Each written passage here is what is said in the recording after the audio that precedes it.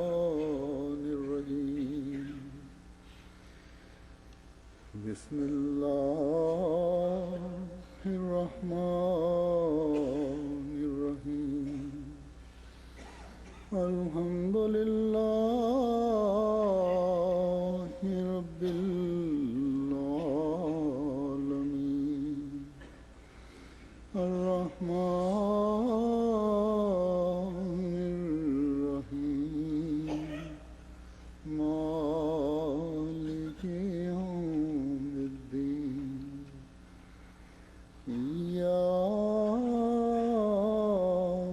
نعبد وإياك نستعين اهدنا الصراط المستقيم صراط الذين أنعمت عليهم غير المغضوب عليهم ولا الضالين.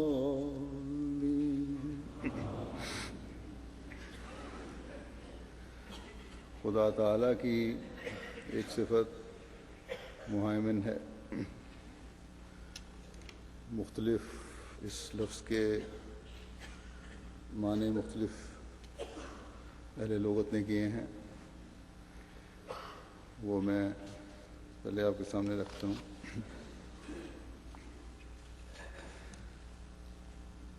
لسان العرب ایک لغت کی کتاب ہے.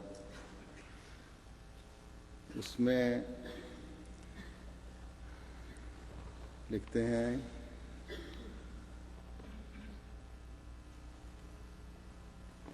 کہ المہیمن اور المہیمن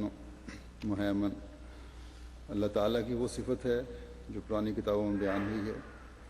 قرآن کریم میں آتا ہے کہ وہ مہیمن علیہ، یعنی بعض لوگوں نے مہیمن کا مطلب گواہ کیا ہے، جس کے معنی یہ ہے کہ وہ اس پر گواہ ہے.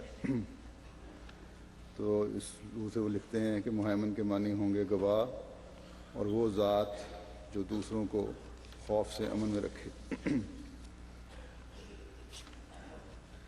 الازہری مشہور لغوی ہیں، وہ کہتے ہیں کہ مہیمن کا مطلب ہے امین یعنی امانت دار. بعض نے مہیمن کو مؤتمن کے معنی میں بھی بیان کیا ہے، یعنی وہ ذات جس کو امین سمجھا جائے. مہیمن علیہ کے معنی ہیں وہ ذات جو مخلوقات کے معاملات پر نگران اور محافظ ہو.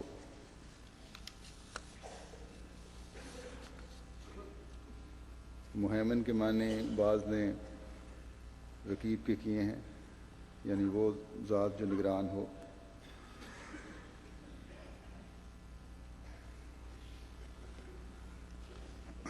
پھر کہتے ہیں ایک جگہ ایک لغت میں قرآن کریم کے مہیمن علیہ ہونے کا ایک معنی یہ کیا گیا ہے کہ یہ کتب سابقہ پر نگران اور محافظ ہے.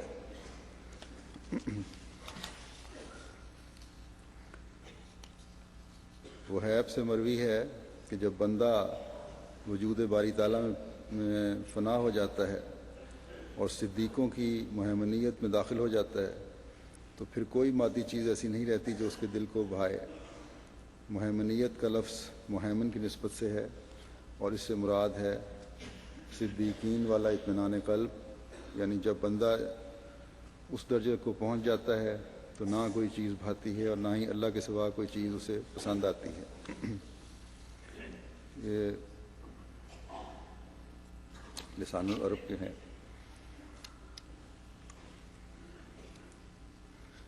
پھر القاموس میں ہے کہ المہیمن یہ اللہ تعالیٰ کی صفات میں سے ہے اور مومن کے معنوں میں آیا ہے، یعنی وہ ذات جو دوسروں کو خوف سے امن میں رکھنے والی ہو. اقرب الموارد ایک کتاب ہے لغت کی، اس میں لکھا ہے کہ مہیمن یہ اللہ تعالیٰ کا صفاتی نام ہے. اس کا مطلب ہے الامین امن دینے والا یا نگران، المؤتمن وہ ذات جس کے پاس امانت رکھی جائے اور جس کو امین سمجھا جائے، الشاہد گواہ. القائم علی خلقہ بأعمالہم و ارزاقہم و آجالہم، وہ ذات جو اپنی مخلوقات کے اعمال اور ان کے رزق اور ان کی عمروں کی حدوں پر نگران اور محافظ ہو۔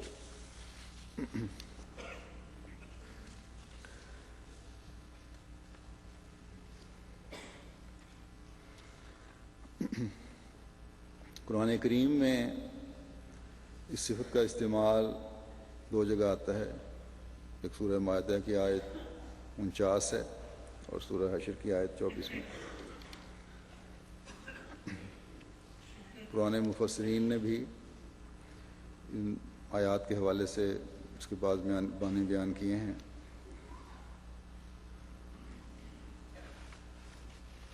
پہلے میں مفسرین کی بیان کر دیتا ہوں جو انہوں نے لکھا ہے۔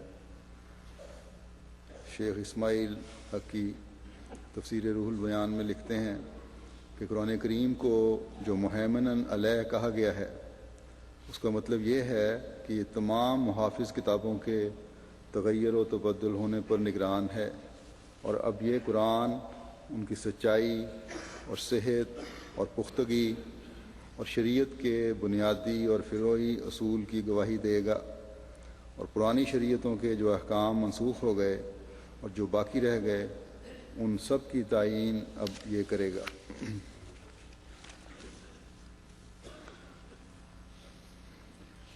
بس اب یہ قرآن کریم ہے جو آخری شرعی کتاب ہے، اور آن حضرت صلی اللہ علیہ وسلم پر اللہ تعالیٰ نے اتارا ہے، جس کا ہر لفظ سچ اور اللہ تعالیٰ کی طرف سے ہے اور پرانی کتب کی تصدیق کرنے والا ہے۔ اب اگر سچائی ہے تو قرآن کریم میں ہے، اور پرانی کتب کی بھی، صحیفوں کی بھی وہی باتیں صحیح ہیں جن کی قرآن کریم تصدیق کرتا ہے، کیونکہ جیسے قرآن کریم نے فرمایا ہے کہ اسے تمام کتب پر نگران بنایا گیا ہے، جیسے مفسرین نے بھی لکھا کہ مہیمن علیہ۔ سورہ مائدہ کی جو آیت 49 ہے، اس کے شروع میں اللہ تعالیٰ فرماتا ہے وَأَنزَلْنَا إِلَيْكَ الْكِتَابَ بِالْحَقِّ مُصَدِّقًا لِمَا بَيْنَ يَدَيْهِ مِنَ الْكِتَابِ وَمُهَيْمِنًا عَلَيْهِ۔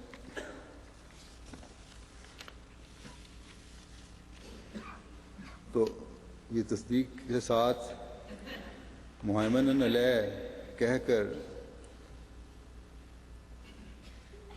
اللہ تعالیٰ نے قرآن کریم کی حفاظت کی بھی یقین دہانی کروا دی کہ پہلے صحیفوں کی ہمیشہ صحت سے رہنے کی تو کوئی ضمانت نہیں تھی، لیکن یہ قرآن کریم کیونکہ ان پر اب نگران اور محافظ ہے، اس لیے نگران اور محافظ ہونے کی حیثیت سے خود بھی محفوظ ہے۔ اور اس بارے میں دوسری جگہ واضح الفاظ میں قرآن کریم میں خدا تعالیٰ فرماتا ہے کہ اِنَّا نَحْنُ نَزَّلْنَا الذِّکْرَ وَإِنَّا لَهُ لَحَافِظُونَ۔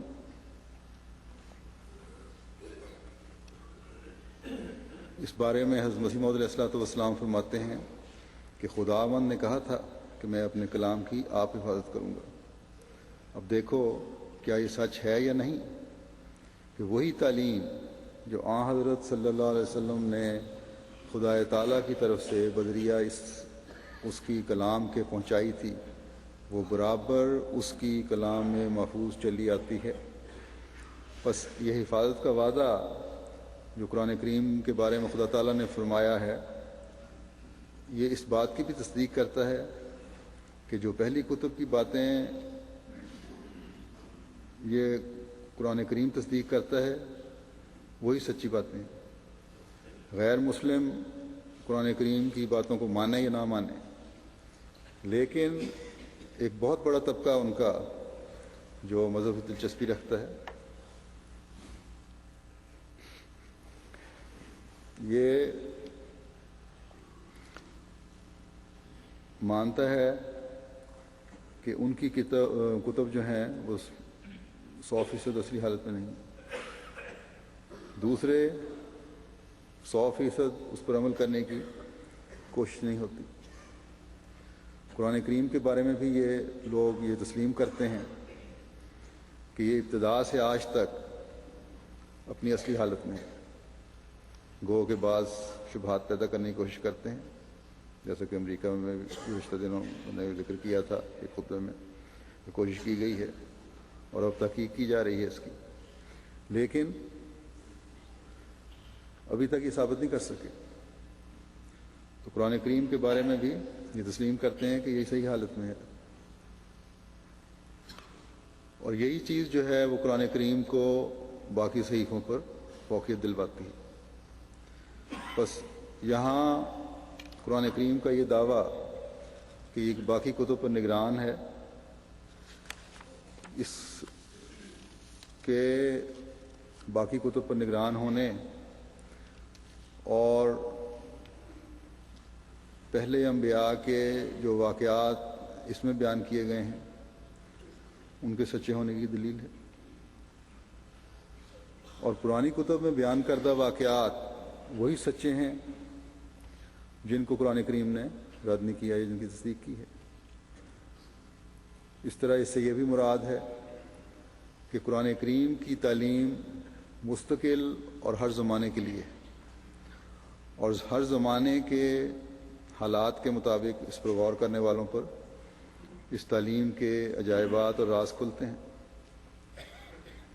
اور پھر صرف جماعتی سطح اور قومی سطح پر ہی نہیں بلکہ انفرادی طور پر بھی ہر شخص جو اس کتاب کو ماننے والا ہے اور جو اس پر غور کرنے والا ہے اس سے فائدہ اٹھائے گا اور اٹھانے کی کوشش کرے گا تو اس کو فائدہ پہنچے گا، یعنی روحانی طور پر بھی اور مادی طور پر بھی ہر شخص فائدہ اس سے اٹھا سکتا ہے۔ بس اگر حقیقی فائدہ اٹھانا ہے تو اس تعلیم کا جوا اپنی گردن پر ڈالنا ہوگا، وہ تعلیم جو قرآن کریم میں بیان ہوئی ہے، اور پھر اسی وجہ سے ہر شخص ایمان میں بھی مضبوط ہوتا چلا جائے گا، خدا تعالیٰ کی صفت مہیمن سے پھر فیض اٹھائے گا۔ بس ہمیشہ ہمیں یاد رکھنا چاہیے کہ یہ فیض اٹھانے کے لیے اس تعلیم پر عمل کرنا، اس میں بیان کردہ احکامات پر عمل کرنا اور ان نیکیوں میں آگے بڑھنے کی ضرورت ہے جو اللہ تعالیٰ نے اس میں بیان فرمائی ہیں۔ اللہ تعالیٰ ایک دوسری جگہ فرماتا ہے کہ وَلِكُلٍّ وِجْهَةٌ هُوَ مُوَلِّيهَا فَاسْتَبِقُوا الْخَيْرَاتِ، اور ہر ایک شخص کا ایک مطمع نظر ہوتا ہے جسے وہ اپنے آپ پر مسلط کر لیتا ہے۔ سو تمہارا مطمع نظر یہ ہو کہ تم نیکیوں کے حصول میں ایک دوسرے سے آگے بڑھنے کی کوشش کرو۔ بس یہ نیکیاں مسلط کرنی ہوں گی اس تعلیم پر عمل کرنے والا بننے کے لیے، یا مسلط کرنے کے لیے کوشش کرنی ہوگی۔ نیکیوں کو ہر دوسری بات پر فوقیت دینی ہوگی۔ سورہ مائدہ کی آیت کے شروع میں سابقہ کتب کا ذکر کر کے اس طرف توجہ دلائی ہے کہ وہ لوگ اس تعلیم کو بھول گئے جو انہیں دی گئی تھی۔ اس کا نتیجہ یہ ہوا کہ ان کتب میں تحریف شروع ہو گئی اور ان انعامات سے بھی محروم ہو گئے وہ لوگ۔ اگر نہ بھولتے، اس میں تحریف نہ کرتے تو انعام سے بھی محروم نہ ہوتے۔ یہود و عیسائی پھر اس کے نتیجے میں حضرت صلی اللہ علیہ وسلم پر ایمان لانے والے ہوتے، لیکن قرآن کریم کے بارے میں اللہ تعالیٰ نے وعدہ فرمایا ہے کہ اس میں تحریف نہیں ہو سکتی، کوئی رد و بدل نہیں ہو سکتا، اس کی حفاظت خدا تعالیٰ خود فرمائے گا۔ ایک تو یہ تحریری صورت میں محفوظ ہے، گزشتہ 1500 سال سے محفوظ چلی آ رہی ہے، دوسرے لاکھوں حفاظ کے سینوں میں محفوظ ہے، اور پھر مجددین کے ذریعے سے اس کی تعلیم پر عمل بھی ہمیشہ محفوظ رہا ہے، چاہے تھوڑے پیمانے پر رہا ہو۔ اور آخر میں حضرت مسیح موعود علیہ الصلوۃ والسلام کی آمد کے بعد اس کی تعلیم کے مزید روشن پہلو نکھار کر اللہ تعالیٰ نے حضرت مسیح موعود علیہ الصلوۃ والسلام کے ذریعے سے ہم پر ظاہر فرمائے۔ اس لیے تعلیم کے بگڑنے کا تو سوال نہیں، لیکن افراد کے بگڑنے کا امکان پیدا ہو سکتا ہے۔ اس لیے ہر فرد کو بھی یہ تنبیہ کر دی گئی کہ اس تعلیم پر عمل کرو اور ان اعمال صالحہ اور نیکیوں کی طرف توجہ دو جو قرآن کریم میں بیان ہوئی ہیں، تو اللہ تعالیٰ کی حفاظت میں رہو گے۔ قرآن کریم میں یہ تنبیہ فرما دی کہ یہ قرآن کیونکہ نگران ہے، اس لیے ہر فیصلہ اس کے مطابق ہونا چاہیے۔ نیکیوں کے معیار اب اس کے مطابق مقرر ہونے چاہیے جو قرآن کریم میں بیان ہوئے ہیں۔ ایک دوسری جگہ قرآن کریم میں خدا تعالیٰ فرماتا ہے ان الذین هم من خشیت ربہم مشفقون، یعنی وہ لوگ جو اپنے رب کے روب سے ڈرنے والے ہیں۔ پھر فرمایا والذین هم بآیات ربہم یؤمنون، وہ لوگ جو اپنے رب کی آیات پر ایمان لاتے ہیں۔ پھر فرماتا ہے والذین هم بربہم لا یشرکون، اور وہ لوگ جو اپنے رب کے ساتھ شریک نہیں ٹھہراتے۔ پھر فرماتا ہے والذین یؤتون ما آتوا وقلوبہم وجلۃ انہم الی ربہم راجعون، اور وہ لوگ کہ جو بھی وہ دیتے ہیں اس حال میں دیتے ہیں کہ ان کے دل اس خیال سے ڈرتے رہتے ہیں کہ وہ یقیناً اپنے رب کے پاس لوٹ کر جانے والے ہیں۔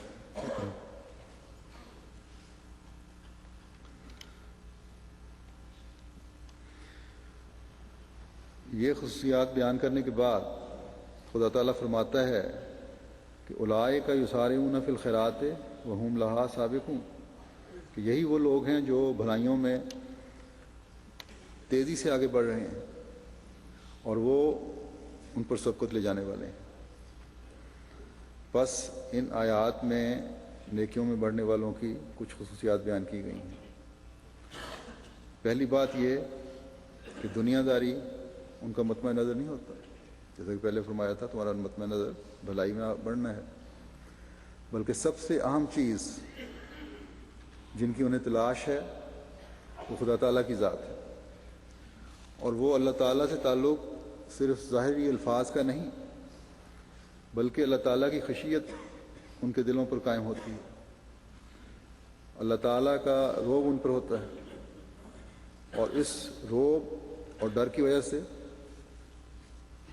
اور اس تعلق کی وجہ سے جو خدا تعالیٰ سے ہے وہ اس کے احکامات پر عمل کرتے ہیں۔ اللہ تعالیٰ کی ذات ان کو ہر وقت ہر کام سے پہلے اپنے وجود کا احساس دلا رہی ہوتی ہے۔ ہر وقت ان کے ذہن میں ہوتا ہے کہ خدا تعالیٰ کی ایک ذات ہے جو ہر وقت مجھے دیکھ رہی ہے۔ وہ اپنے ایمان میں بڑھنے کی کوشش کرتے ہیں، اللہ تعالیٰ کی تمام آیات پر ایمان لاتے ہیں، قرآن کریم کی تمام پیشگوئیوں پر انہیں یقین ہوتا ہے۔ قرآن کریم ایک قائم رہنے والی کتاب ہے جس نے گزشتہ صحیفوں کو بھی درست کیا ہے یا تصدیق کی ہے، اور آئندہ کے لیے بھی اسلام کے زندہ ہونے کے نشان ظاہر فرمائے۔ اور اس زمانے میں مسیح موعود اور مہدی موعود کا ظہور بھی ان نشانوں میں سے ایک نشان ہے۔ بس حضرت مسیح موعود علیہ السلام کا انکار بھی اللہ تعالیٰ کے نشانوں کا انکار ہے۔ آج مسلمانوں کی بہت بڑی اکثریت باوجود یہ دعا پڑھنے کے کہ صراط الذین انعمت علیہم کہنے کے یہ دعا مانگنے کے، خدا تعالیٰ کے فرستادہ کا انکار کر کے مغضوب علیہ اور تعلیم کے نقش قدم پر چلنے کی کوشش کر رہے ہیں۔ حالانکہ اللہ تعالیٰ نے یہ بتا کر کہ دوسروں کے معاملات کے فیصلے بھی اب اس کتاب کے مطابق ہونے ہیں، مسلمانوں کو توجہ دلا دی تھی کہ تمہیں بھی اس کتاب پر اپنے ایمان کو کامل کرنے کی ہر وقت فکر رہنی چاہیے، صرف منہ سے نہیں، صرف قرآن کریم کو زبانی عزت دے کر نہیں، بلکہ جو پیش گوئیاں ہیں ان پر غور کرتے ہوئے جب بھی کوئی پیش گوئی اپنے وقت پر پوری ہو تو ایمان لا کر، جیسا کہ میں نے کہا کہ آج یہ ایمان جو ہے حضرت مسیح موعود علیہ الصلوۃ والسلام کو مان کر پورا ہوتا ہے، اس کے بغیر یہ ہو ہی نہیں سکتا۔ حضرت مسیح موعود علیہ الصلوۃ والسلام فرماتے ہیں کہ یاد رکھنا چاہیے کہ قرآن شریف نے پہلی کتابوں اور نبیوں پر احسان کیا ہے، جو ان کی تعلیموں کو جو قصے کے رنگ میں تھیں علمی رنگ دے دیا ہے۔ میں سچ سچ کہتا ہوں کہ کوئی شخص ان قصوں اور کہانیوں سے نجات نہیں پا سکتا جب تک وہ قرآن شریف کو نہ پڑھے، کیونکہ قرآن شریف ہی کی یہ شان ہے کہ وہ انہ لقول فصل وما هو بالہزل، یعنی یقیناً وہ ایک فیصلہ کن کلام ہے اور ہرگز کوئی بیہودہ کلام نہیں۔ فرماتے ہیں کہ وہ میزان مہیمن، نور اور شفا اور رحمت ہے۔ جو لوگ قرآن شریف کو پڑھتے اور اسے قصہ سمجھتے ہیں انہوں نے قرآن شریف نہیں پڑھا بلکہ اس کی بے حرمتی کی ہے۔ ہمارے مخالف کیوں ہماری مخالفت میں اس قدر تیز ہوئے ہیں؟ صرف اسی لیے کہ ہم قرآن شریف کو جیسا کہ خدا تعالیٰ نے فرمایا ہے کہ وہ سراسر نور، حکمت اور معرفت ہے دکھانا چاہتے ہیں، اور وہ کوشش کرتے ہیں کہ قرآن شریف کو ایک معمولی قصے سے پڑھ کر وقت نہ دیں۔ ہم اس کو گوارا نہیں کر سکتے۔ خدا تعالیٰ نے اپنے فضل سے ہم پر کھول دیا ہے کہ قرآن شریف ایک زندہ اور روشن کتاب ہے، اس لیے ہم ان کی مخالفت کی کیوں پرواہ کریں؟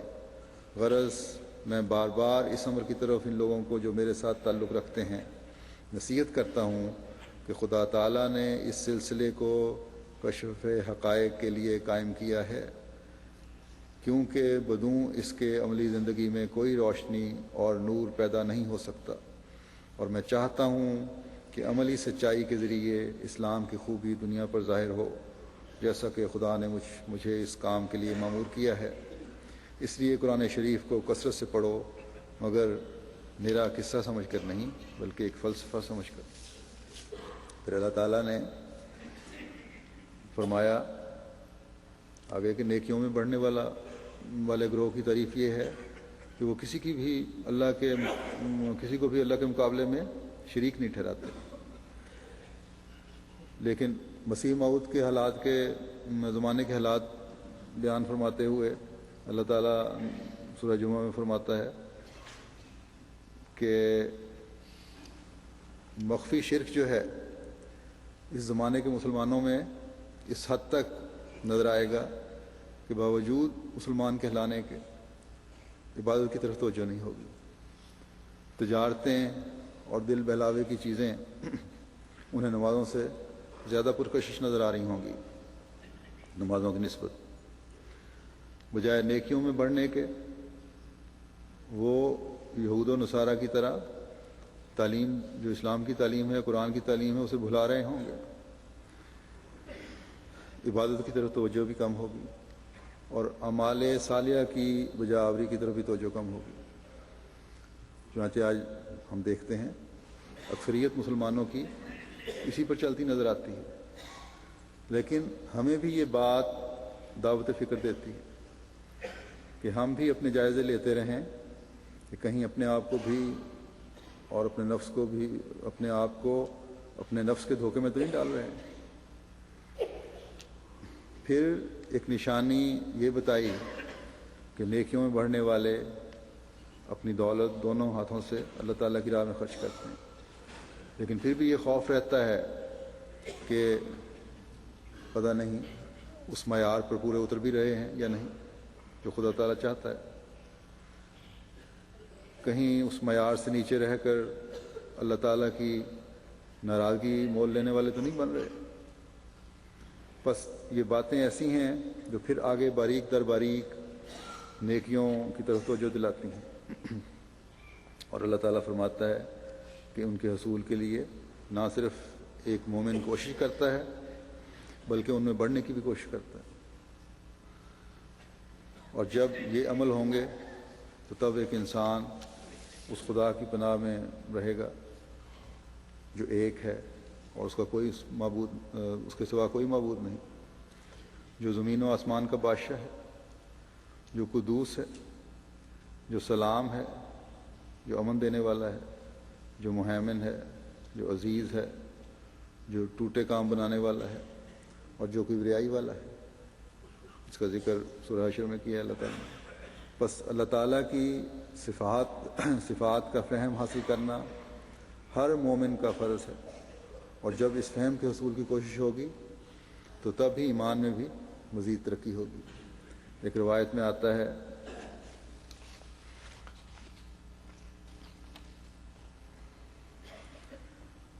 علامہ تبرسی نے یہ سورہ حشر کی آیت کے ضمن میں بیان کی حدیث کہ حضرت ابو ہریرہ سے روایت ہے کہ میں نے اپنے حبیب رسول اللہ صلی اللہ علیہ وسلم سے اللہ کے اسم اعظم کے بابت پوچھا، جس پر آپ نے فرمایا سورہ حشر کی آخری آیات کثرت سے پڑھنے کا التزام کرو۔ حضرت ابو امامہ رضی اللہ تعالیٰ عنہ نبی کریم صلی اللہ علیہ وسلم سے روایت کرتے ہیں کہ آپ نے فرمایا کہ جس کسی نے بھی سورہ حشر کی آخری آیات رات کو یا دن کو تلاوت کی اور اسی دن یا رات کو فوت ہو گیا تو اس کے لیے جنت واجب ہوگی۔ وہ آخری آیات جو ہیں وہ یہ ہیں، وَاللَّهُ الَّذِي لَا إِلَٰهَ إِلَّا هُوَ عَالِمُ الْغَیبِ وَالشَّہَادَةِ هُوَ الرَّحْمَٰنُ الرَّحِیمُ۔ اللہ ہی ہے جس کے سوا کوئی معبود نہیں، وہ غائب اور حاضر کو جانتا ہے، وہی بے انتہا کرم کرنے والا خدا ہے اور وہی بار بار رحم کرنے والا خدا ہے۔ پھر اگلی آیت میں ہے هُوَ اللَّهُ الَّذِي لَا إِلَٰهَ إِلَّا هُوَ الْمَلِكُ الْقُدُّوسُ السَّلَامُ الْمُؤْمِنُ الْمُهَیمِنُ الْعَزِیزُ الْجَبَّارُ الْمُتَکَبِّرُ سبحان اللہ عما یشرکون۔ وہی اللہ ہے جس کے سوا اور کوئی معبود نہیں، وہ بادشاہ ہے، پاک ہے، سلام ہے، امن دینے والا ہے، نگہبان ہے، کامل غلبے والا ہے، ٹوٹے کام بنانے والا ہے اور کبریائی والا ہے، پاک ہے اللہ اس سے جو شرک کرتے ہیں۔ پھر فرمایا هو اللہ الخالق البارئ المصور لہ الاسماء الحسنی یسبح لہ ما فی السماوات والارض وَهُوَ الْعَزِیزُ الْحَکِیم۔ اللہ ہی ہر چیز کا پیدا کرنے والا اور ہر چیز کا موجد ہے اور ہر چیز کو اس کے مناسب صورت دینے والا ہے۔ اس کی بہت سی اچھی صفات ہیں، آسمانوں اور زمین میں جو کچھ ہے اس کی تسبیح کر رہا ہے اور وہ غالب اور حکمت والا ہے۔ یہاں پر یہ بھی واضح ہونا چاہیے کہ صرف تلاوت ہی نجات کے سامان پیدا نہیں کرے گی، یقیناً تلاوت بھی ایک بہت اچھا کام ہے، اس کا حکم بھی ہے، قرآن کریم میں بھی ہے قرآن کریم کی تلاوت کی جائے، اچھے لہن میں بھی کی جائے، لیکن ہمیشہ یہ یاد رکھنا چاہیے کہ اللہ تعالیٰ نے ایک طرف تو عبادت جو ہے انسان کا مقصد پیدائش بنایا ہے، لیکن اس کے باوجود بعض لوگوں کی عبادت جو ہے ان کے بارے میں فرمایا کہ وہ جو ان کی نمازیں ہیں وہ ان پر لعنت ڈالیں گی۔ کیوں؟ اس لیے کہ وہ دکھاوے کی باتیں ہیں یا دل سے ادا نہیں کی جا رہی۔ تو صرف تلاوت ہی نجات کا ذریعہ نہیں بنے گی، صرف یہ آیات پڑھ لینا نجات کا ذریعہ نہیں بنے گی اگر ان پر غور نہ ہو، اللہ تعالیٰ کی صفات کو سمجھتے ہوئے اس سے فیض پانے کی دعا نہ ہو، اس کے لیے کوشش نہ ہو، اپنے عبادتوں کے معیار بلند نہ ہوں، خالصتاً اس کے لیے ہو کر عبادت نہ کی جائے، اعمال صالحہ بجا لانے کی طرف توجہ نہ کی جائے، نیکیاں جو قرآن کریم میں درج کی گئی ہیں ان پر غور کرتے ہوئے ان کو بجا لانے کی طرف توجہ نہ کی جائے، تب تک ان صرف آیتوں کو پڑھنا کوئی فائدہ نہیں دے گا۔ اور پھر خالص ہو کر اس کی تسبیح کی جائے تو پھر یہ نیکی کے معیار بلند کرتی ہے، جیسا کہ حضرت مسیح موعود علیہ الصلوۃ والسلام نے بھی جو میں نے اقتباس پڑھا اس میں توجہ دلائی ہے۔ اللہ تعالیٰ کا پھر یہ قرب دلانے والی بنے گی۔ بس اس غائب اور حاضر کو جاننے والے خدا جو عالم الغیب و شہادت ہے کے سامنے جب مومن جاتا ہے تو یہ سمجھ کر جاتا ہے کہ اللہ تعالیٰ کو دھوکہ نہیں دیا جا سکتا۔ ہر فعل جو ایک مومن کرتا ہے وہ اللہ تعالیٰ کی رضا کے حصول کے لیے کرتا ہے اور اس کا خوف دل میں رکھتے ہوئے کرتا ہے، تو پھر ہی ان برکات سے مستفید ہوگا جو اللہ تعالیٰ نے اپنی صفات میں رکھی ہیں، جن کے بارے میں حدیث میں نے پڑھی کہ آیات پڑھو تو اللہ تعالیٰ بخشش کے سامان پیدا فرماتے ہیں۔ بس صرف منہ سے الفاظ ادا کرنا کافی نہیں اگر یہ بغیر غور و فکر اور عمل کے ہوں۔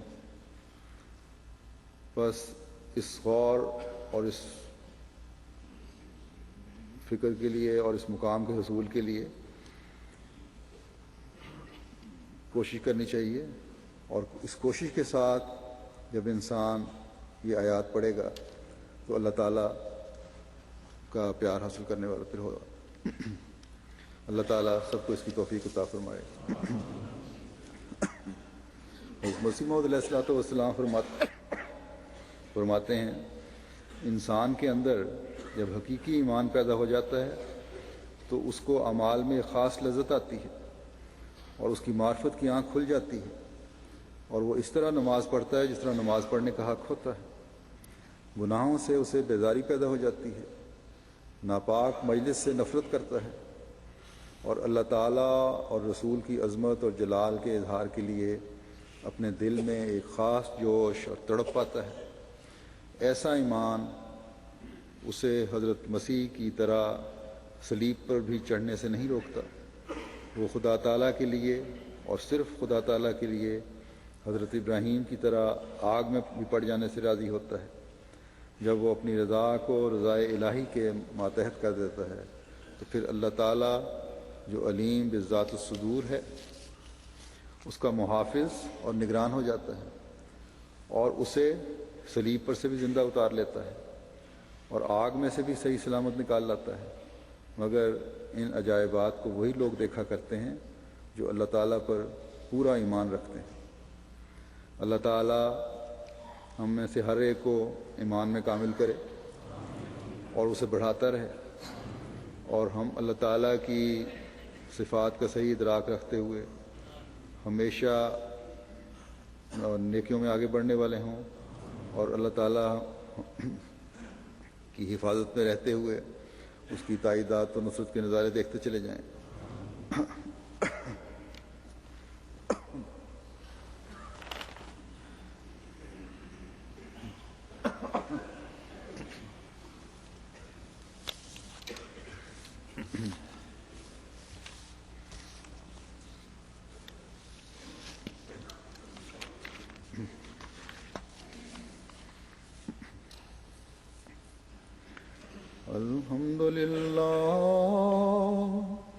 الحمد لله نحمده ونستعينه